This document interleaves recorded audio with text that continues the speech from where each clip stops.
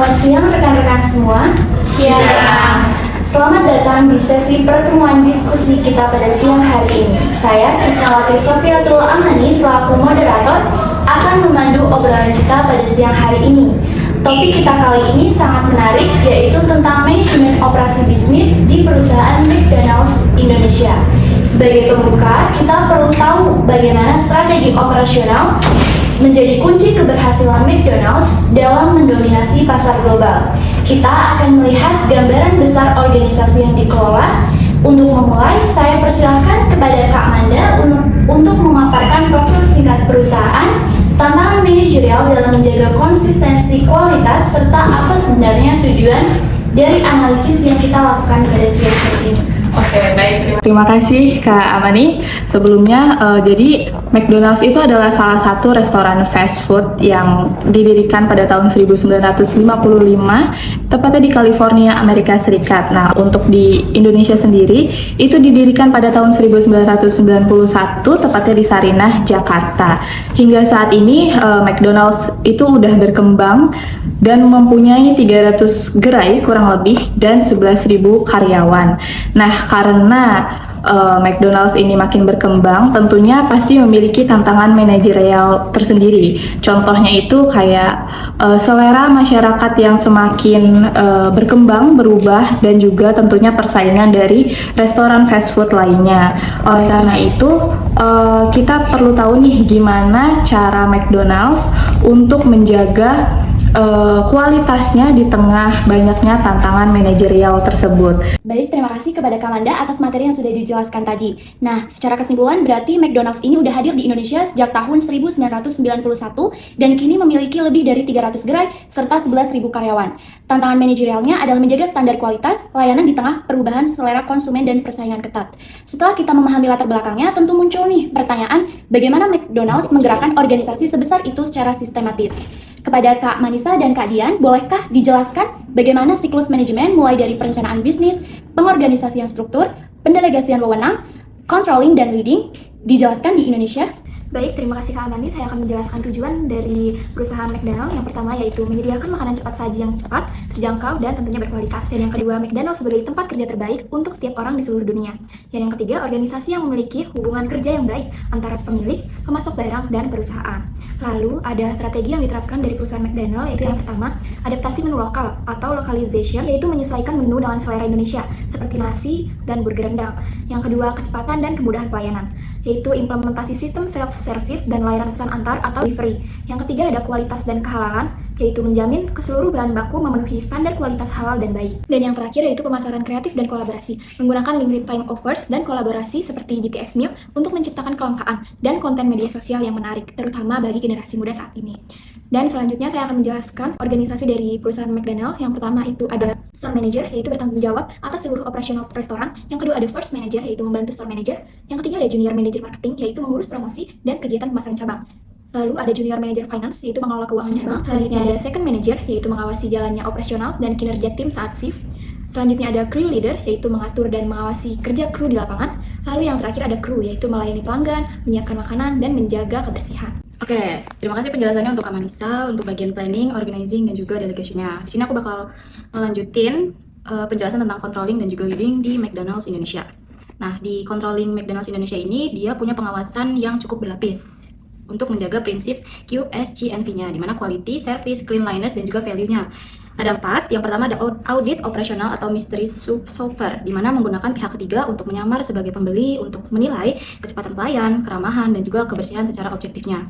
Lalu yang kedua ada sistem inventory digital, di mana pengawasan stok secara real time untuk meminimalkan pemborosan atau waste control, dan juga memastikan bahan bakunya selalu segar. Yang ketiga ada standard operating procedure atau SOP-nya, di mana setiap manajer outlet memiliki daftar periksa harian, mulai dari suhu mesin, pendinginan, hingga kebersihan area dapur yang diperiksa setiap beberapa jam sekali. Kemudian ada evaluasi kinerja, di mana penilaian performa karyawan dilakukan secara berkala, antara bulanan atau kuartalan, yang berdampak pada insentif atau jenjang karir. Dan ada leading di perusahaan McDonald's Indonesia, di mana dia dibagi 3. Yang pertama ada pelatihan terstruktur untuk pemimpin mengarahkan tim melalui pelatihan di Hamburger University atau pusat pelatihan lokal untuk memastikan standar yang sama. Yang kedua ada motivasi karyawan, di mana memberikan penghargaan seperti Employee of the Month dan juga jenjang karir yang jelas dari kru hingga manajernya. Lalu yang ketiga ada pendekatan delegatif, di mana manajer memberikan kepercayaan kepada shift leader untuk mengambil keputusan cepat di lapangan guna menjaga kelangsungan ataupun kelancaran operasional. Baik, terima kasih kepada Kak Manisa dan Kak Dian atas penjelasan materi mengenai perencanaan strategis, pengorganisasian struktur, pendelegasian wewenang, controlling, hingga leading dari perusahaan McDonald's ini. Jadi, siklus yang sudah diterapkan oleh perusahaan McDonald's sudah menerapkan yang sangat rapi dan terukur. Namun, perusahaan modern tidak hanya bicara soal profit, tapi juga tentang kontribusi sosial. McDonald's dikenal aktif melalui berbagai program kemasyarakatan. Untuk membahas hal ini, saya persilahkan kepada Kak Dian untuk memaparkan analisis penerapan isu keberlanjutan, mulai dari program yayasan hingga aksi lingkungan seperti gerakan tanpa sedotan plastik. Nah, kasih pertanyaannya kami.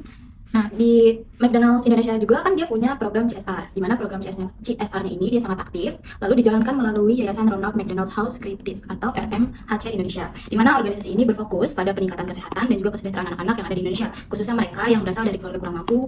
Lalu juga yayasan ini resmi kemudian mulai melayani di Indonesia sejak tahun 2011. Implementasinya, yang pertama ada pendanaan rumah singgah, unit bus klinik berjalan atau care mobile, dan penggalangan dana di gerai-gerai restoran. Dan fokusnya ini untuk kesejahteraan keluarga yang memiliki anak dengan penyakit kronis. Yang kedua ada keterlibatan karyawan atau employee volunteering, di mana diberikan namanya adalah Community Month atau bulan komunitas, di mana program tahunan ini dilakukan serentak pada bulan September, di mana karyawan McD sendiri itu terjun langsung ke masyarakat. Contohnya, seperti menjadi relawan pengajar literasi bagi anak-anak marginal, kemudian melakukan edukasi keamanan pangan atau food safety di sekolah-sekolah, dan juga membantu di panti asuhan. Tujuannya ini membangun budaya kepedulian di internal perusahaan dan juga hubungan lebih personal dengan warga sekitar restoran. Lalu yang ketiga ada McD untuk kemanusiaan. McD untuk kemanusiaan ini ada 3 juga dibagi. Yang pertama itu bantuan kemanusiaan internasional, di mana penyerahan donasi dengan miliaran rupiah ini melalui Basnas Republik Indonesia untuk membantu warga Palestina. Yang kedua ada bantuan bencana alam, di mana penyaluran makanan dan juga kebutuhan pokok bagi korban bencana di Indonesia, seperti banjir di Bekasi, gempa Cianjur, dan juga erupsi Gunung Merapi. Yang ketiga ada McD berbagi untuk rumah ibadah. Di sini, McD memberikan bantuan fasilitas seperti karpet sholat, sound system, kipas angin, dan juga mukena untuk masjid dan musola di berbagai pelosok Indonesia. Yang keempat, ada McD peduli lingkungan. Dia dibagi 3 juga. Yang pertama itu hashtag mulai tanpa sedotan, di mana gerakan penghilangan sedotan plastik ini sudah dilakukan di seluruh gerai Indonesia untuk mengurangi limbah plastik sekali pakai. Yang kedua ada pengelolaan surplus makanan, di mana sudah bekerjasama dengan Food Cycle Indonesia untuk menyalurkan surplus produk ataupun makanan layak konsumsi namun tidak terjual untuk disumbangkan ke yayasan sosial sejak tahun 2020. Dan yang ketiga ada penanaman pohon dan juga aksi bersih, di mana penanaman ribuan pohon ini dilakukan di Hari Bumi dan juga aksi bersih sungai serta area publik lainnya. Lalu yang kelima ada relawan inspirasi literasi. Nah, relawan inspirasi literasi ini bekerjasama dengan organisasi seperti Inspiration Factory Foundation, di mana McDonald's menyasar sektor pendidikan untuk anak-anak yang kurang mampu. Programnya ini seperti donasi buku, renovasi taman baca, dan juga penyediaan fasilitas ruang kelas daring di party room restoran selama masa pandemi untuk membantu guru maupun siswa. Izin lanjutin ya Kak Dian, setelah kita bahas soal gimana cara kita ngatur orang di dalam dan cara jualan ke pasar atau keluar, sekarang kita bahas sisi kepedulian kita lewat program CSR. Kita punya prinsip kalau bisnis itu nggak cuma soal untung, tapi juga harus kasih dampak positif ke lingkungan dan masyarakat. Programnya cukup luas, yang paling terkenal itu ada Yayasan RMHC, di mana kita bikin rumah singgah buat keluarga pasien anak dan klinik berjalan. Selain itu, kita juga peduli sama pendidikan lewat program relawan inspirasi literasi. Jadi, karyawan McD juga diajak jadi relawan buat bantu pendidikan anak-anak yang kurang beruntung. Nggak cuma itu, dari sisi lingkungan, pasti kalian sering lihat gerakan hashtag mulai tanpa sedotan, atau kerja sama kita dengan Food Cycle buat kelola surplus makanan. Ini adalah cara McD buat tanggung jawab sama limbah. Terus apa sih dampaknya? Buat masyarakat jelas kerasa banget manfaatnya, dari mulai bantuan kesehatan sampai bantuan logistik pas ada bencana alam. Tapi buat organisasi McDonald's sendiri, dampaknya juga besar. Dengan mereka aktif bantu sana sini, orang jadi makin percaya sama brand McD. Kita sebagai konsumen jadi merasa nyaman makan di sana karena tahu perusahaannya punya etika dan peduli sama sesama. Jadi CSR ini bukan cuma buat gaya-gayaan, tapi beneran jadi strategi buat jaga keberlanjutan bisnis mereka di masa depan. Baik, terima kasih kepada Kak Dian dan Kak Fahira atas penjelasannya. Saya jadi tahu nih, ternyata McDonald's udah banyak menjalankan program-program yang sangat inspiratif dan tentunya bermanfaat kepada masyarakat. Tapi sekarang saya penasaran gimana semua program itu dan standar operasional tadi bisa berjalan. Tentunya kan dibutuhkan suatu komunikasi yang efektif di dalam fungsi sumber daya manusia. Nah, kepada Kak Fahira saya ingin tanya bagaimana peran komunikasi manajemen dalam membangun motivasi, loyalitas, serta penyampaian informasi kebijakan perusahaan kepada ribuan karyawan agar tidak terjadi ketimpangan standar. Nah, kita masuk ke bagian internal dulu ya, yaitu gimana sih komunikasi di tim SDM atau HR-nya McDonald's. Intinya tugas mereka itu menyatukan ribuan kru biar punya visi yang sama. Bayangin, restoran sebanyak itu kalau cara kerjanya beda-beda pasti kacau kan? Makanya fondasi utamanya adalah komunikasi yang kolaboratif. Ada beberapa cara mereka ngatur ini. Pertama lewat SOP. Jadi komunikasi di sini benar-benar memastikan semua kru paham cara kerja yang benar. Dari mulai goreng ayam sampai cara senyum ke pelanggan. Itu ada standarnya. Selain itu, mereka juga fokus ke motivasi dan loyalitas. HR sering ngobrol bareng kru biar mereka betah dan nggak gampang resign. Kalau ada promo baru atau menu baru, infonya juga harus disampaikan secara efisien biar nggak ada salah paham di dapur atau di kasir. Satu hal lagi yang keren, mereka nggak cuma punya satu arah dari atasan ke bawah. Di sini ada saluran komunikasi dua arah kayak survei atau sesi dengerin masukan kru. Jadi, kru ngerasa dihargai dan diperhatikan kesejahteraannya. Bahkan dari awal pas rekrutmen, mereka udah dijelasin sejelas-jelasnya biar pas masuk nggak kaget sama budaya kerjanya. Tadi udah bahas komunikasi internalnya, sekarang kita lihat dari sisi konsumen atau komunikasi pemasaran. Tujuan simpelnya cuma satu, gimana caranya biar orang-orang makin suka makan di McDonald's dan penjualannya terus naik.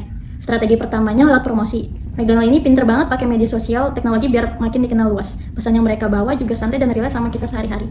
Tujuannya apa? Ya buat bangun citra positif. Mereka pengen McD itu bukan cuma sekedar tempat makan ayam atau burger, tapi jadi tempat yang punya koneksi emosional sama pelanggannya. Misalnya kita ngerasa McDonald's itu tempat yang asik buat nongkrong atau ngerjain tugas. Nah, pilar terakhirnya adalah pemasaran digital. Mereka pengen setiap kali kita pesan, mau lewat aplikasi atau langsung di tempat, kita dapat pengalaman yang berkesan atau istilahnya momen tak terlupakan.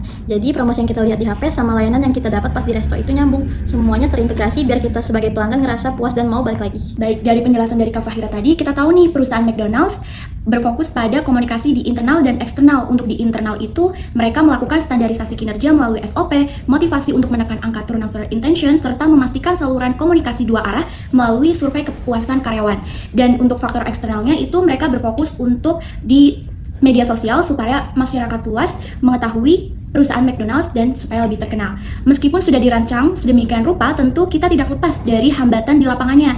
Nah, sebagai penutup sesi pertama ini, kita perlu mengidentifikasi titik lemah yang mungkin muncul. Kepada Kak Ferdi, saya ingin bertanya apa saja permasalahan komunikasi bisnis yang sering dihadapi serta perbedaan persepsi itu atau hambatannya dan bagaimana dampak dari ketidakefektifan tersebut terhadap operasional perusahaan. Baik, tadi kan sudah dibahas oleh Kak Amani dan Kak Fahira tentang komunikasi. Nah, sekarang pasti dalam komunikasi itu ada yang namanya hambatan. Nah, di McD sendiri itu hambatannya ada berbagai macam ragam hambatan yang sudah terjadi dalam komunikasi di McD ini. Yang pertama itu ada perbedaan persepsi antar manajemen dan kru, yaitu kebijakan dari manajemen pusat pasti sering terjadi diterjemahkan berbeda oleh para kru, jadi menimbulkan miskom yang tidak bagus dan dapat merusak pelayanan terhadap pelanggan. Yang kedua ada instruksi kurang jelas. Ini sepertinya ini sama dengan poin pertama, tapi seperti contoh kita masuk ke contoh itu ada di perubahan SOP, promo atau sistem kerja yang terkadang tidak diikuti dengan penjelasan yang baik atau gimana ya. Jadi kru ini merasa bahwa informasi yang diberikan oleh manajemen itu sedikit miskomunikasi, sedikit salah terjemahan gitu loh. Terus yang ketiga ada kurangnya feedback dari karyawan frontline. Karyawan operasional jarang menyampaikan kendala langsung ke pihak manajemen karena mereka merasa waktunya terbatas dan hierarki mereka tetap berbeda karena ada perbatasan seperti manajemen dan pihak kru itu sangat berbeda secara tingkatan. Terus selanjutnya ada tekanan kerja dan lingkungan operasional yang sangat padat dan cepat. Seperti kita tahu bahwa McD itu sangat efektif dalam pelayanan seperti kecepatan dan ketepatan dalam pelayanan terhadap pelanggan. Jadi mereka tuh situasi kerjanya itu sangat terbatas oleh waktu. Jadi mereka sangat membutuhkan waktu yang cepat dan membutuhkan komunikasi juga yang baik. Jadi sehingga komunikasi ini terjadi yang namanya miskomunikasi. Nah, dampak dari hal tersebut terhadap perusahaan ini adalah ketidakjelasan tugas dan kerja berdampak pada produktivitas dan konsistensi pelayanan. Terus yang kedua ada terganggunya koordinasi antar tim outlet antara kru dan kru masing-masing. Terus ada citra reputasi perusahaan yang terdampak. Yang terakhir ada pelayanan yang tidak konsisten dapat menurunkan kepuasan pelanggan terhadap pelayanan yang dilakukan oleh McD. Maka hal yang bisa dapat saya sampaikan yaitu komunikasi yang efektif menjadi faktor penting bagi McDonald's dalam menjaga kualitas layanan dan keunggulan kompetitif di bidang pasar. Terima kasih. Terima kasih kepada Kak Ferdi atas penjelasannya tadi. Yang saya tangkap tuh intinya terjadi miskomunikasi antara perusahaan kepada para karyawannya yang menyebabkan masalah-masalah itu muncul. Terima kasih juga kepada kelima narasumber kita.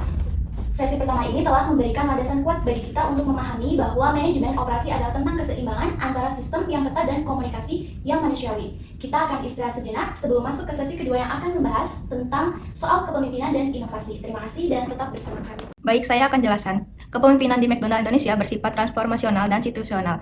McDonald Indonesia menerapkan gaya kepemimpinan yang sesuai dengan kondisi organisasi yang dinamis dan berstandar global. Sebagai perusahaan waralaba internasional, McDonald membutuhkan kepemimpinan yang tegas, konsisten, namun tetap fleksibel. Operasional restoran yang cepat serta jumlah karyawan yang banyak menuntut pemimpin untuk mampu mengatur tim, menjaga kualitas layanan, dan memotivasi karyawan. Oleh karena itu, McDonald menerapkan gaya kepemimpinan transformasional dan situasional dengan fokus pada kerja tim, disiplin, dan kualitas pelayanan. Pemimpin dituntut mampu berkomunikasi dengan baik, memotivasi karyawan, serta menjadi teladan di lingkungan kerja. Selain itu, pemimpin juga berperan dalam mengembangkan karyawan, karakter melalui pelatih dan bimbingan. Gaya kepemimpinan ini sesuai dengan karakter McDonald yang dinamis, berstandar global, serta menuntut pelayanan yang cepat dan konsisten. Baik, terima kasih kepada Kak Adel atas penjelasannya tadi. Saya jadi tahu nih ternyata perusahaan McDonald's menerapkan gaya kepemimpinan transformasional dan situasional. Nah, kepemimpinan ini memang menjadi kunci utama, disiplin dan motivasi tim. Selanjutnya saya ingin bertanya kepada Kak Raihana, bagaimana sih jenis perubahan struktural dan teknologi yang dilakukan dari perusahaan McDonald's seperti inisiatif Best Burger atau Experience of the Future agar tetap kompetitif serta bagaimana dampaknya terhadap perusahaan McDonald's itu. Baik, terima kasih kepada Kak Mani. Di sini aku akan menjelaskan sedikit tentang peran inovasi dan strategi dan daya saing perusahaan di McDonald's. Yang pertama, dia melakukan inovasi produk. Seperti yang kita tahu, perusahaan McD ini kan berfokus pada ayam dan burger, lebih memperbanyak jenis-jenisnya. McDonald's sendiri membuat inovasi produk, yaitu seperti ayam McD gulai, yang itu ayam McD gulai ini sendiri berasal dari Indonesia. Lalu ada lagi yaitu dari burgernya, dia mengikuti gaya dari Jepang, yang nama menunya adalah burger yakiniku. Jadi dia tidak hanya menggunakan menu-menu yang seperti ayam chicken biasa atau burger beef biasa. Jadi dari McD ini sendiri dia juga mengambil menu-menu dari negara lain seperti yang tadi aku jelaskan, kayak ayam McD gulai yang dari Indonesia dan burger yakiniku yang berasal dari Jepang. Nah, lalu yang kedua itu ada inovasi teknologi. Nah, seperti yang kita tahu, di McD ini tidak hanya bisa melayani atau menerima pesanan kita melalui kasir saja, ada juga yaitu self ordering kiosk atau layar sentuh. Nah, dari situ kita bisa memilih menunya sendiri, melakukan pembayaran sendiri, dan ada juga melalui aplikasi McDonald. Jadi kita bisa memesan menu-menu McDonald's itu dari aplikasi McD-nya juga langsung. Lalu ada keunggulan kompetitif. Nah, dalam konteks McDonald, keunggulan ini tidak hanya datang dari satu sisi, melainkan kombinasi dari strategi biaya rendah, diferensiasi, dan pemanfaatan teknologi. Selanjutnya, aku akan membahas mengenai alasan perubahan organisasinya. Yang pertama ada faktor eksternalnya. Yang pertama ada perubahan. Kalau misalkan dari McDonald's sendiri ini hanya menggunakan menu-menu yang seperti tadi aku bilang kayak hanya ayam dan burger saja, itu mungkin akan membuat pelanggan McD ini merasa bosan. Ini membuat konsumen mencari menu rendah kalori atau bahan alami. McD juga merespon dengan menyediakan menu salad dan buah dan juga transparansi nutrisi. Lalu yang kedua ada persaingan agresif. Munculnya kompetitor-kompetitor lokal seperti Burger King dan lain-lain sebagainya. Itu dapat membuat atau bisa juga membuat McD ini terus berinovasi agar bisa menyetarakan perusahaan mereka dengan perusahaan yang lain atau bahkan bisa melampaui perusahaan-perusahaan yang lain. Lalu yang ketiga ada kemajuan teknologinya. Nah, adanya platform pengiriman makanan pihak ketiga seperti yang kita tahu ada Gojek, GrabFood dan lain-lain sebagainya itu dapat memaksa McDonald untuk mengintegrasikan sistem digitalnya agar tidak kehilangan pasar delivery seperti yang tadi aku sudah bilang mengenai aplikasi McDonald-nya sendiri. Lalu yang keempat, ada isu lingkungannya. Nah, tekanan global terkait sampah plastik mendorong McDonald mengubah kemasan menjadi bahan yang lebih ramah lingkungan. Dan seperti yang tadi sudah dijelaskan juga di sesi yang pertama, ada program yaitu tidak menggunakan sampah plastik seperti sedotan.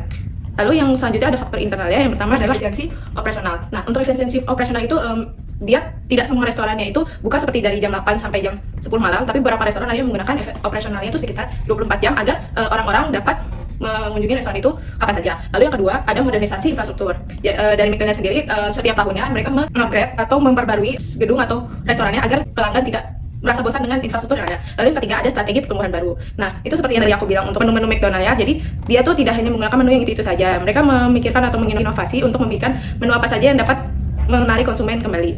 Lalu selanjutnya ada jenis perubahan organisasi, yaitu pertama perubahan teknologi. Seperti yang tadi aku sudah bilang ada self ordering kiosk, yaitu ada teknologi yang dapat kita tidak perlu ke kasir untuk memesan makanan, tapi kita bisa memesan sendiri. Lalu yang kedua adalah AI di drive-thru. Jadi saat cuaca hari ini itu sedang hujan deras, dari AI-nya sendiri itu sudah merekomendasikan untuk kita minum McDonald Cafe seperti yang kopi hangat atau americano. Lalu yang ketiga ada sistem dapur pintar atau IoT. Itu adalah sistem yang dapat mengatur suhu makanan saat sedang dimasak seperti kentang goreng. Lalu yang kedua ada perubahan produk dan proses. Seperti yang tadi Kakak Mani bilang ada inisiatif Best Burger. Jadi di sini McDonald sendiri kan base-nya itu adalah burgernya. Jadi mereka tetap berusaha mempertahankan julukan itu dengan memberikan bahan-bahan dan cara masak yang terbaik untuk burger tersebut agar tetap menjadi best burger di antara restoran cepat saji yang lainnya. Lalu yang kedua ada experience of the future, yaitu mengubah desain interior restoran menjadi lebih modern dan minimalis untuk meningkatkan kenyamanan pelanggan. Lalu selanjutnya ada perubahan struktural dan organisasional, yaitu yang pertama ada restrukturisasi global pada tahun 2015 dan terbaru lagi pada tahun 2025. Nah, McD ini mengubah pembagian wilayahnya bukan hanya hanya berdasarkan lokasi geografis semata, melainkan berdasarkan karakteristik pasar. Lalu yang kedua ada jabatan baru. Dari jabatan yang sudah ada di McD, mereka memunculkan posisi strategi seperti Chief Customer Experience Officer atau tim khusus digital yang sebelumnya tidak ada. Nah, untuk dampak-dampaknya sendiri, ini pertama, untuk McDonald's sendiri mereka bisa mendapatkan pelanggan yang lebih banyak lagi melalui inovasi-inovasi yang telah ada. Lalu dari struktur organisasi seperti yang aku bilang melalui jabatan itu menjadi lebih fleksibel dan berfokus pada peran digital. Pembagian kerja di dapur pun berubah mengikuti sistem pesanan otomatis. Alur kerja menjadi lebih cepat, dapur tidak lagi menunggu pesanan dari kasir manusia, melainkan langsung dari sistem digital yang meminimalkan human error. Baik, terima kasih kepada Kak Raihana atas penjelasan-penjelasan tadi. Saya jadi tahu nih ternyata perusahaan McDonald's sudah menerapkan berbagai banyak program untuk perusahaan mereka untuk meningkatkan strategi dan diferensiasi perusahaan. Selanjutnya saya ingin bertanya kepada Kak Suci, mungkin bisa menyimpulkan nih analisis dari manajemen operasional perusahaan McDonald's dan mungkin bisa memberikan saran keberlanjutan untuk perusahaan McDonald's Indonesia. Kepada Kak Suci, saya persilahkan. Berdasarkan pendapat saya, perusahaan ini mampu menjaga konsistensi kualitas produk pelayanan melalui sistem manajemen yang terstruktur dan terintegrasi. McDonald's Indonesia menerapkan perencanaan strategis yang menekankan kecepatan layanan, kualitas produk, kehalalan, serta adaptasi menu lokal sesuai dengan selera konsumen Indonesia. Struktur organisasi yang jelas, serta pendelegasian wewenang yang terukur mendukung kelancaran operasional di setiap gerai. Selain itu, fungsi pengendalian dilakukan secara ketat melalui audit operasional, evaluasi kerja berbasis KPI, serta pemanfaatan teknologi digital. Gaya kepemimpinan yang bersifat transformasional dan situasional berperan penting dalam menjaga motivasi, kinerja, dan loyalitas karyawan. Dengan demikian, dapat disimpulkan bahwa McDonald's Indonesia telah menerapkan sistem manajemen operasi bisnis yang efektif, berstandar global, dan mampu mendukung keberlanjutan usaha di tengah persaingan industri makanan cepat saji di Indonesia. Oke, berikut rekomendasi dari saya. Berdasarkan hasil analisis yang saya sudah pelajari, terdapat beberapa rekomendasi yang dapat saya berikan kepada perusahaan McDonald's Indonesia. Pertama, perusahaan sarankan untuk terus meningkatkan efektivitas komunikasi internal agar setiap kebijakan dan perbuatan strategi dapat dipahami secara merata oleh seluruh karyawan, khususnya di tingkat operasional. Kedua, McDonald's Indonesia perlu memperkuat program pengembangan kepemimpinan bagi manajer dan supervisor agar mampu menghadapi dinamika operasional serta perubahan perilaku konsumen. Yang ketiga, perusahaan dapat mengembangkan program CSR yang lebih berfokus pada keberlanjutan lingkungan, terutama upaya dalam pengurangan limbah dan penggunaan bahan ramah lingkungan. Keempat, McDonald's Indonesia diharapkan terus mendorong inovasi produk dan pemanfaatan teknologi digital guna meningkatkan efisiensi operasional serta kepuasan pelanggan. Selain itu, dari kasus McDonald's Indonesia terdapat beberapa pembelajaran manajerial yang penting yang dapat dijadikan referensi dalam pembelajaran organisasi bisnis, khususnya pada industri dengan tingkat persaingan dan kompleksitas yang tinggi. Yang pertama ada konsistensi dasar operasional merupakan kunci utama keberhasilan organisasi berskala besar. Yang kedua ada struktur organisasi dan pendelegasian wewenang yang efektif sangat berpengaruh terhadap kelancaran operasional. Kepemimpinan yang adaptif dan partisipatif menjadi faktor penting dalam mengelola sumber daya manusia. Komunikasi manajemen yang terbuka dan berorientasi pada manusia, people oriented, terbukti mampu menciptakan lingkungan kerja yang harmonis. Dan terakhir, ada integrasi aspek keberlanjutan melalui program CSR memberikan nilai tambah bagi perusahaan, dan ini menunjukkan bahwa keberhasilan bisnis jangka panjang tidak hanya ditentukan oleh keuntungan finansial, tetapi juga oleh tanggung jawab sosial, kepedulian lingkungan, dan kontribusi terhadap masyarakat. Dengan penerapan rekomendasi tersebut, saya harap perusahaan McDonald's Indonesia mampu mempertahankan keunggulan kompetitif dan terus berkembang secara berkelanjutan. Terima kasih. Berikut pendapat dari saya. Baik, terima kasih kepada Kak Suci atas pendapatnya dan saran strategis untuk perusahaan McDonald's ini. Terima kasih juga kepada Kak Raihana, Kak Adel, dan Kak Kevin karena sudah meluangkan waktunya untuk menjadi narasumber pada siang hari ini. Jadi dapat disimpulkan dari penjelasan-penjelasan tadi bahwa perusahaan McDonald's ini berhasil bukan karena produknya, tetapi karena integrasi antara komunikasi, kepemimpinan yang adaptif, dan inovasi yang tiada henti. Semoga diskusi ini menjadi pembelajaran manajerial yang berharga bagi kita semua. Saya Krisnawati Sofiatul Alani selaku moderator pada siang hari ini mengucapkan terima kasih dan sampai jumpa.